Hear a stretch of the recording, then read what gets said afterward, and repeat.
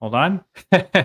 we're, we're experiencing serious technical difficulties today. It's telling me that it didn't go live on LinkedIn, but it went. There we go. Perfect. Well, welcome back to another live. We were having some technical difficulties. Wouldn't go live on LinkedIn, but we are live now. So, welcome back to another live show. Today, I have Ryan R. Sullivan, podcast strategist, on the line, and we both have been kind of focusing on a similar thing. We're kind of pursuing it in a slightly different way. So I thought it'd be really fun to have a conversation about driving revenue through a show, and kind of the idea behind how you can actually drive pipeline ROI through either a podcast or a LinkedIn live show. So Ryan, thank you so much for joining me on the show. Really appreciate it. Yeah, anytime, man. I do not really turn down. I try not to turn down any podcast requests because when you do podcasts for a living, it only makes sense, man. So happy to be here. Yeah, and I'm gonna kick off with this kind of softball question just because it sets us up. But can you drive revenue through a podcast or a show? Yeah, I mean, you definitely can. It's a matter of how you want to do it, right?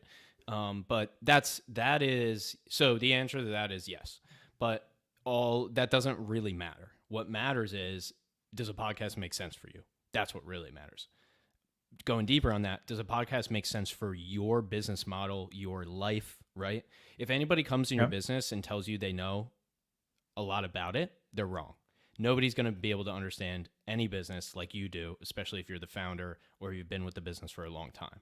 So, what I like to do is take that time up front to create the podcast that's the perfect fit for you, your business, your personality type, your lead generation system, your marketing, right? Are you more on the brand side? Or are you more on the sales side, right? Every founder's Yep. different. So the answer is yes, but it's about answering a lot of questions before we actually get to the podcast. Yeah. So what would be some of the reasons that you would see people not do a podcast, or where you would recommend, like, hey, this just really doesn't. Well, I'll just make the caveat of, okay, B2B businesses, they're selling something that's fairly complex, where they have a sales cycle. It's not just they talk to somebody once and they could sell their $500 product or $1,000 product. So complex product. Where would you see? Where would you recommend that people don't start a podcast? If you don't believe in organic content. So if you're used to direct response, if you're used to ads only, if you don't believe that your employees creating LinkedIn content helps you, if you think that hurts your company, that's a sign that you probably aren't right for this. So it's just the companies that don't think that posting does anything. Yeah, a podcast is not going to be right for you. It's kind of funny because if they think that posting doesn't do anything, they're probably right, and it's probably because of what they're posting. Well, exactly, right? If And you're so resharing the company post about how awesome your golf outing was as a team, and it's not driving business for you, no, well, no, yeah. it's way worse than that. It's like some kind of quote from like the CEO or something. It's like, yeah, nobody reads white papers, nobody's really reading blogs unless it's Yeah. optimized for SEO. Maybe they'll find the blog, but I angle in the I do all of this in the lens of consumer behavior, which is every if in reality people want to know you, like you, trust you, learn from you, be educated by you, figure out Yep. your pricing, your packages, your everything about you without talking to you. That's what consumers want to do, right? Now, some consumers Mhm. obviously at some point in the process, or most people are going to want to talk to somebody, right? That's Right. that whole like robot, call center thing versus having a real human. Sure, but that's customer service. When you talk about buying and consumer behavior in terms of like making a purchase decision, they want to do it all on their own time. Yeah. And you know, again, if you don't believe that, then these type of things aren't going to be right for you. Yeah, that's kind of interesting, and uh, I'll push back on you on that a little bit, and I'm kind of curious what your thoughts are on this. I would say that people don't want to talk to a salesperson that they know is going to hound them into, for eternity.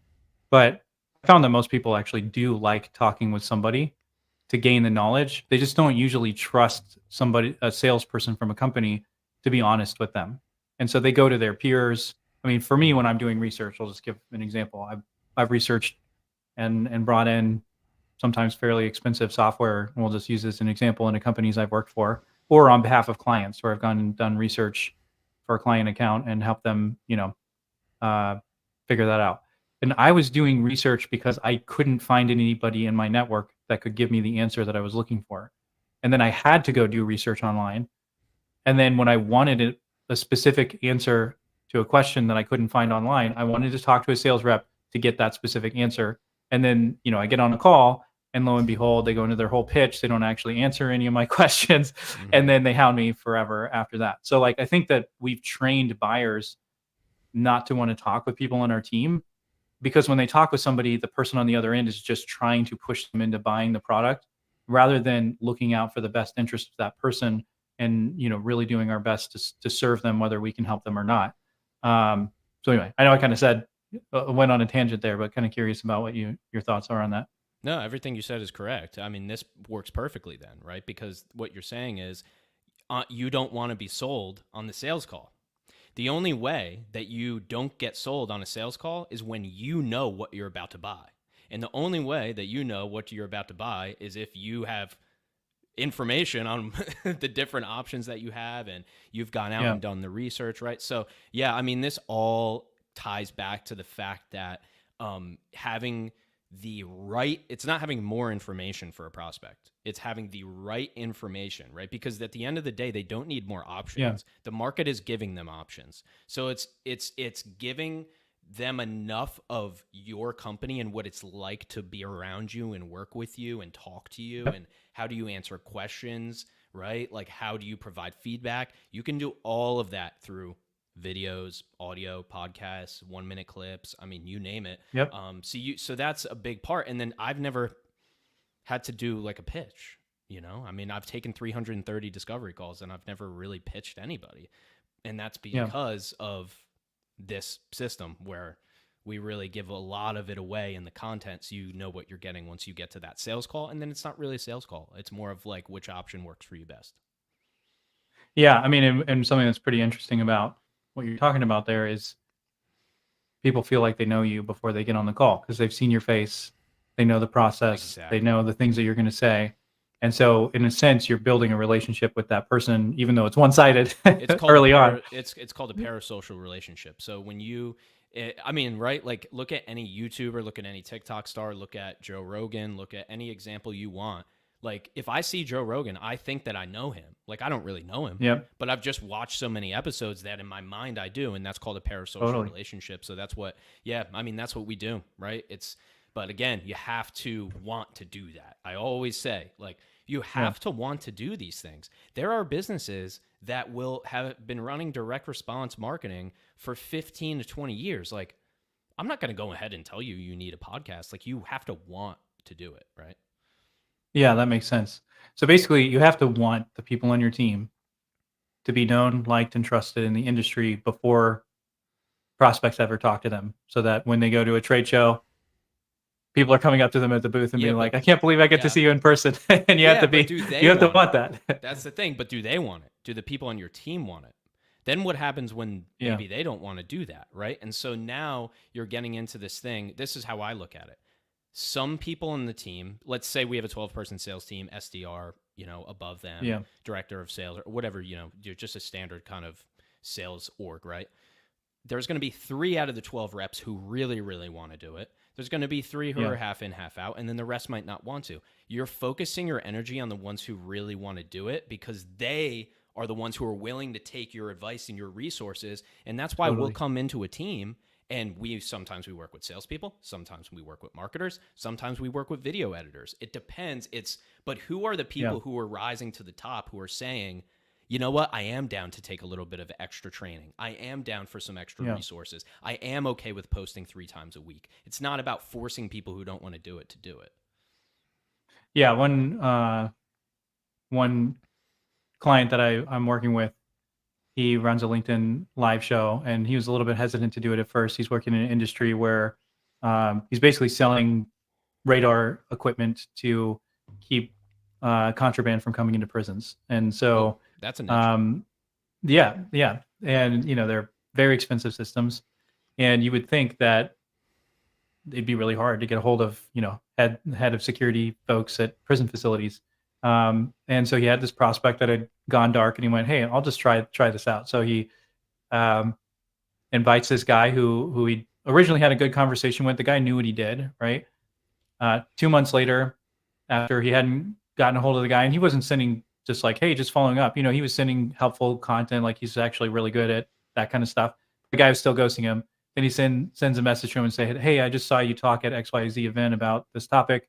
I'd love to have you on a LinkedIn Live um, to talk about that topic." The guy comes on.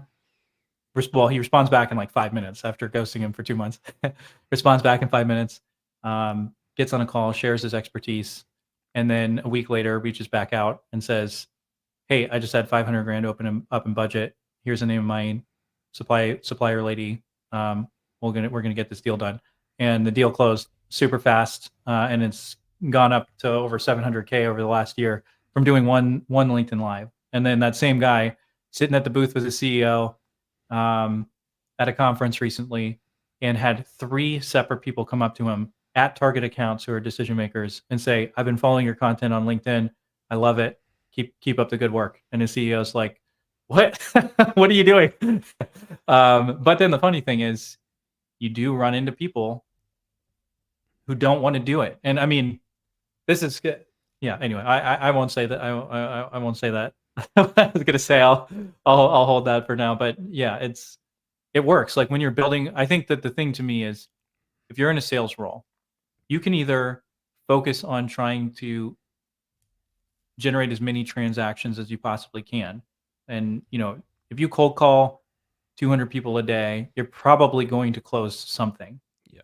But what do you do when then you have to fulfill that, or you have to, go to a conference and you can't make those cold calls for a week? Your pipeline's going to dry up. Mm-hmm. Whereas if you focus on building relationships with super connectors in your industry who they like you and they know you're not going to be that obnoxious salesperson, then they're going to look for a way to help you, and they're going to bring you in on deals with their friends and their peers. And they're going to ask you that, they're going to make warm intros for you. And so with less effort than making 200 cold calls, Yep. you could create a show where you interview that super connector. They like you after one conversation and they start making warm referrals for you. And so now, and then that relationship continues on. So when you're gone at that conference, you run into people that you've interviewed on a show, or you run into people who, you had a warm intro from a super connector at that event. And then you get home and you have another warm referral that came from that same person. So that same amount of effort that went into making 200 cold calls, and if you didn't actually get anybody to move forward, it's done and totally wasted.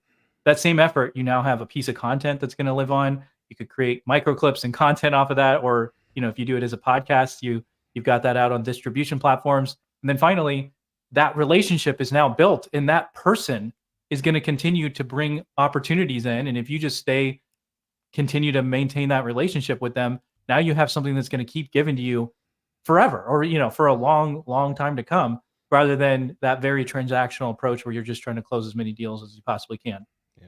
Yeah, it's an and. Do 100 cold calls a day and take the second 100 that you do and start, getting yourself out there. Yeah, that's one way to do it.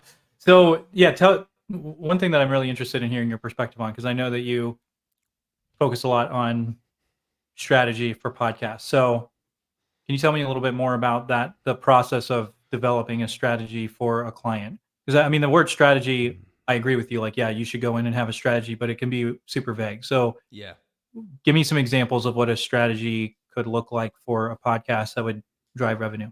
Yeah, so 2 things, strategy and concept, right? So I think that's an easy way to look at this. Strategy is, what do I want this podcast to do for me? As selfish as you can get. You, your business, whatever, right? That's what the strategy is based around.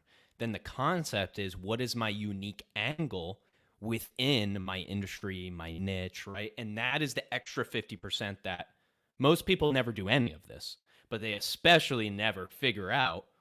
They never add any uniqueness to it, right? So there's some people who, just off their sheer personality, that's their uniqueness. Okay, but you can't train that, right? So if you don't have that, then what do you do? So you have to develop a concept, right? And so yes, the account-based podcasting part, like, hey, you interview people and some of them buy from you. Yeah, like totally, that's a good thing. But it has nothing. Then that's not audience focused, right? And I Totally like to agree. create podcasts for audiences. On top of it, also driving revenue. That's what the strategy does, right? So when I say strategy, it's determining in the beginning what the destination is, and then the way to get there is much easier. I think a lot of people just come out the gates of like, yeah, I'm just going to interview some people and hopefully some of them turn into clients. Okay, well, why don't we sit down, and if you're going to do this for a year, you're probably going to spend 5 to 10 hours a week on it. We might as well take 5 to 10 hours up front to make sure that once you get to episode 100, you're not scratching your head like, hey, I don't know if I really generated any business from this. So in terms of the strategy, it's asking questions like that and then sitting down and just going, that's how strategies are created, just with moments of silence, right? Because a lot of times it's not obvious when you're walking down the road, when you're in the shower, when you're on the workout. That's when a lot of these kind of like ideas come up. And that's why we take so much time with people to build out this strategy. And I can go into our sequence and how we do it and what the calls look like and all of that type of stuff. Timeline, right? Like that's how the strategy looks in reality, right? But yeah, it's really those two things. Like what do I want this podcast to do for me? And number two, what's the unique concept? Yeah, because the unique concept is really where you'll get audience growth, and I guess this is where we probably diverge a little bit. And I think if you have the budget and you have the time to develop a show for an audience, that's awesome. That's cool. My approach is a little bit more focused on how do you generate as many conversations as you possibly can with the right people, and you can do that by making it about them and their area of expertise and making them look great, and you're providing true value to that person because you're giving them a platform to talk about what they know about and what they're smart, where their expertise is. And there's a lot of value in that for the person on the other end.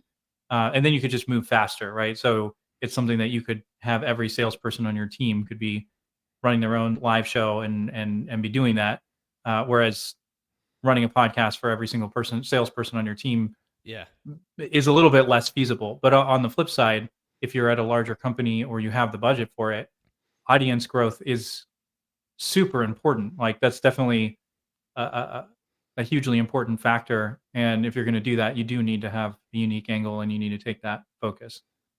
Yeah, it could even be questions, right? It can even just be the questions, right? Because it's like, what have we seen? We've seen the standard B2B interview show. It's the same questions. It's what we always joke about, which is just like, tell me about yourself, right? Like, it's incredible that question is asked on a B2B podcast. It makes especially no that sense. vague. Yeah, especially that vague. So it's like you can make some uniqueness just with the title, the branding, right? Because let's look at a funnel, right? And again, this is different than what you do, and I totally get it. And I really like what you do. I mean, it makes sense. Salespeople are already doing a ton of things that probably aren't driving any revenue as it is, right? So if they go ahead and do this account-based approach, it makes total sense. If you go ahead and, like you said, you have the budget for a podcast or something a little bit bigger, a little bit deeper, a little bit more bandwidth, let's look at consumer behavior again, which is they're seeing the founder, the CMO, the VP, whoever is the face, they're seeing their posts, they're landing on some of the posts, and eventually they hit the profile, then they hit a link for the podcast. Once they hit a link for the podcast, this is a first impressions thing. They're judging, is that artwork created in Canva? Is that artwork created on Fiverr? Or is that artwork? Or is it art? Is there a microphone in the podcast logo? There shouldn't be a microphone in the podcast logo unless it's a podcast about microphones. So all of these things, people are not dumb. The audience... A podcast about podcasting, maybe? Yeah, I have one, but I've put I put a microphone in podcast logos before, okay? That was you got to go through your lumps, right? But John Mayer said it best, right? In 2008, the audience is always smarter than you, right? And any great artist is going to tell you that. So people know. They don't even have to think about it, and they already know if you hired a freelancer. They already know if you hired a professional. They know what these things are. So just getting deeper into that podcast funnel, they have the artwork, they have the description. The point of the description is to get them to the episode. They hit play on that episode, and if it sounds like, welcome to the Bit Podcast, today we're going to, that's nobody's going to listen to that. They're just going to click. Oh, man, right? especially a podcast, man. Like Yeah. if it's audio only and the audio is bad and it's not mixed, like if it's a video and you're watching, there's enough Yeah, other things totally. going on, and you can make an excuse for it. But Like yeah, in intro, in these outro. live streaming Yeah. deals, it's kind of hard to get the audio exactly right unless we're in the same studio, and I get it. maybe Yeah. the audio is not perfect on it, but you kind of Yeah. excuse that But if you you've could got the see the video. But effort when is you're what I'm just saying. listening, Yeah. it's like it's garbage. You can't even listen to it. Yeah, you could tell that there's effort put in, if there was effort put in or not put in, and that's kind of like, that's basically my argument is, if you're gonna do it, if you are gonna Yeah. do the full podcast, then let's actually do it. Let's not wing it. Yeah. Yeah, I like that. And anybody that's going to be advocating for making B2B podcasts better and more interesting is, I'm a fan. And then when you're talking about building relationships with people and how that produces ROI through your show, killer. I'm all about that. And you're checking those two boxes. So you're doing yeoman's work. I love it. And yeah, I think where what you're talking about really comes into play, and where I see that being super powerful is really where I'm focusing in my target. And I going a little off script. Normally, I'm not talking like this on a live, but um, I like smaller businesses, and I want to help those folks. And they're not at the spot where spending a ton of money on their branding and stuff makes sense. Like you just got to be getting people in the door, and you got to build to the point where you have enough income coming in so you can actually produce a kick-ass podcast that everybody's going to listen to, right? So that's more in the genre of people that I'm looking to help. But then I've worked with bigger companies where they're making these shows and they're investing in a ton of money into it, and the show's terrible. It's just two people from their team talking as if people care what they have to say, usually focused very heavily on themselves and their expertise or and nobody cares. Like you got to tell a story, you got to talk about something that's going on in the industry. It's like you got to do, if you're going to have a two-person, like if you and I were working together and we're going to have a show and we're not going to invite guests on our show, we can't just get on and talk about ourselves and our company and how cool we are and what we're doing is different. You got to talk about things that are trending in the industry, or to walk through how to create a strategy for your show, or it's got to be informative, educational, entertaining, hopefully all three of those at the same time. And if you're not hitting those boxes and it's just a couple leaders from your team talking about how cool you are, it's not going to go very far. And you're not going to grow an audience. Co-hosted shows are, that was my post today. It's basically the new interview show in terms of popularity. But to your point, it matters what you say. We have a co-hosted show that is completely optimized to create clips for LinkedIn to then generate interest. And that co-hosted show sits at a certain point in the funnel, right? But that's why we have different forms of content. That's why we have co-hosted, solo, and client interviews. I don't do any public interviews. I just do interview clients. And out of those three, it helps. I have clips for each portion in the funnel, right? And if you don't look at it like that, though, then you are going to just be the two guys or the two girls who are just kind of just talking about whatever. Or maybe it's so backwards that you think that, again, to your point, that talking about your company that people actually care about that, right? And like you'll notice whenever I talk about, even if I don't even think I mentioned like podcast principles, right? That's the name of my business, because it's not relevant. I may have an example that's relevant that I'll say, hey, when we worked with a client, this is what the client did, right? But it's not saying how cool we think we are because we worked with that client. It's what worked for the client. And ultimately in our business, what the audience got out of it, right? So there's a lot of there's definitely some dark arts in terms of going deep on how to create a podcast, because there's so many different things going on. There's what you're saying, what the guest or co-host is saying, what the audience is thinking, what you're going to say next, topics, segments. There's a lot. So I understand why companies, you're not going to get it right on the first time. That would be very rare. That's why I think testing the concepts is so important. And we have a pretty specific way to do that. Yeah. The show premise piece is super important, or your concept. And one thing that I've been leaning into also is you need three types of content if you're going to sell through social. If you're going to actually close deals through social, first of all, to me, you need to switch your mindset from I need to generate leads to I need to be having conversations with the right people. And that's really what you're optimizing for, is ultimately to do that. And then to your point, you can actually, in a sense, have a conversation with somebody that you've never talked to when they feel like they've had a conversation with you by listening to you talk and share your perspective and walk them through something or help them solve a problem or make them think different or you entertain them. They feel like they know you, and you can do that without ever having a conversation, which is super cool. Because then when you get on the call, like I had it happen this week where somebody gets on a call and they're like, "Oh my gosh, your background, everything looks exactly the same as on your LinkedIn lives." And, Yeah. it's the first time I ever talked to her. And she's commenting about, essentially, it feels like I know you. It feels like I've been seeing you. So I basically been having a one-sided conversation with her for a long time. But then the goal is ultimately, and for the people I'm working with, what I'm working on, to initiate those one-on-one conversations with people. But then you need several different types of content. And if you're ever focusing on is yourself and your own products, Hmm. nobody's going to listen. And that's treating social like it's a megaphone. And ultimately, it's an amazing, massive networking event and the best way to start and initiate conversations with people that's ever existed, especially LinkedIn is insane for that if you are focused on generating those conversations with the right people.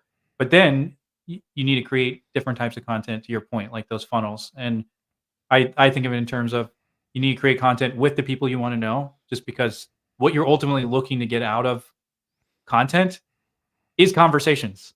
And so why not just pick the people that you want to know and you want to talk to and talk to them on a show and get them to actually interact with you? Like, then I'm getting the most valuable thing that I could get from a piece of content, which is the conversation with exactly who I want to talk to. So, that's one type of content. But then you need content for your ideal customers. And I would put like point of view content would fit under that. Educating, entertaining, informing. That's content for your customers where you're really focusing on where are the pain points and problems, what are the things that everybody in the industry knows that we could make a joke about or whatever. That's for your customers. And then you need content that makes it easier to buy from you, which can take a lot of different forms. That could be something like a sales deck and that side of things, but um, it's also content that um, uh, that lets people know exactly what it is that you do and informs them. And you've talked about that's the kind of content that you're creating so that people know exactly what you do before they even talk with you. Yeah, that's why I'll have these videos. Well, it depends what you do, right? I mean, for what we do, I honestly, and I guess what you do as well, because it's kind of similar. It's not obvious what it is if you just read like one sentence or something, right? Or if somebody says like podcast coach, like what does that mean? So then, yeah, I'll have bottom of the funnel content that just goes into how to hire a production company, how to hire a podcast strategist, right? I'm not saying hire us. I'm saying like if you're going to hire somebody, here's a few things you might want to ask them, right? And Yep. so even deeper than that is, yeah, what is a podcast coach, right? And what does that mean? And what does that mean to Yeah. us? Like because you may have another podcast coach out there that does it differently, right? So, yeah, Yep. it's And it can even that's be, the yeah, just going through your process. Like, hey, when we work with a client, here's some of the things that we would typically do. And if you're wondering, or, hey, if you're going to launch a live show, here's how you do it from start to finish. And you can walk through that process knowing that some people will do it on their own and they wouldn't have been a client for you anyway. Or they're going to look at that and go, hey, this person really knows what they're doing. I'm just going to reach out and have them help me do it. Yeah. Yeah. And we're doing group coaching for the first time because I don't think everybody, well, to your point, right? Sometimes you're working with solopreneurs, creators, small business owners. It's not like they have 3,000-4,000 a month to like drop on some retainer. So in that case, that's what we're doing. So then you can get a taste for what it's like to work with us for very, very expensive. You can cancel it anytime, right? But if you stay Yeah. in it, you're also getting a ton of value. So, yeah, that's what I'm on top of the content that spans the spectrum of the entire funnel. I also think having offers, not for every business, right? Because I'm not a business consultant. It's just, at least for us, I realized that we were missing out on helping a lot of people by not having offers Yeah. that are a little bit easier, right? So just for our perspective, that's what we're doing, and then that's what we're advising clients to do as well, is to kind of open up the bottom, or make it easier to get into the funnel to begin with, right? So Yeah. that's just another Yeah. aspect to it. Reducing risk is the way that I would say that's what you're doing. You're making it a lot less risky to work with you because people basically get to sample sample what it's like to work with you before they buy the full thing. And that's a lot easier, especially if you're selling something that's monthly retainer, where it's going to be thousands of dollars. It's a lot less risky to kind of get a bite-sized sample before you launch a full show and go through that whole process.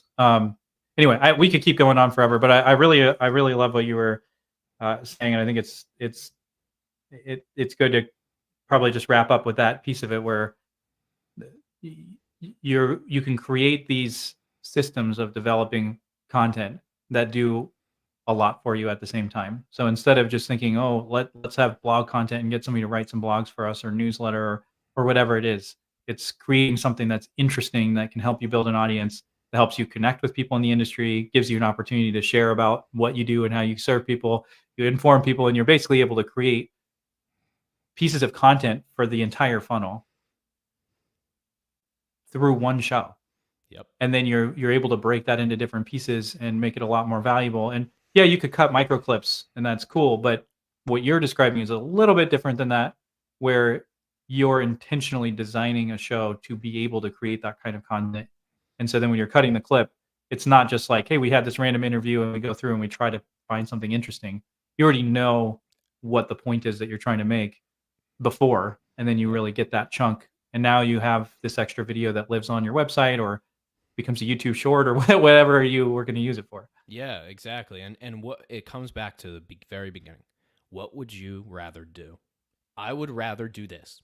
I'd rather just talk and just pull clips from. Totally agree with you. I'd rather do the strategy, then I'd rather plan the episode, and then I would rather just talk. Or would you rather do 21-minute videos? That's fine too. I don't do it, but I just don't want to do that. I don't want to have to do a 60-second version. I want to pull 2 to 3 minute versions from my 45-minute version. So you don't have to do it like this. It's just a matter of what do you want to do. And so, yeah, man, that's it. Got to find what's right for you. That's the best strategy. I love it. Yeah, and if you don't, I want to just say one thing on that, because it's super interesting, and we can end the show with this, is I find that a lot of people don't want to do this because they're not comfortable with it. But if you like talking with people, then you should do a podcast. You should do a show. Like, you can learn how to get over that. I mean, literally, you record 5 episodes and you're going to like it. So if you go to networking events, or you go to in-person events and you know how to talk with people, and you get energy from doing that, do a show. Like, don't waste your time on all the other stuff. If you don't, and you like sitting in the back room somewhere and you hate being around people, okay, even still, I think you could get there. You probably could like it eventually, but this is fun. If you like talking with people, it really isn't that complicated to do a show. It ends up being a lot of fun, and from my perspective, way more fun than making a bunch of cold calls every day and hoping that the person on the other end isn't going to chew me out. Yeah, I'm with you, man. You couldn't do this 20 years ago, and now you can. So why not? Yeah, well, man, Ryan, thanks so much for joining me for the show. Really appreciate it. Thanks, Joe. Appreciate you having me, man. It all starts with a LinkedIn DM. That's how we got here, man. So keep connecting. Love it.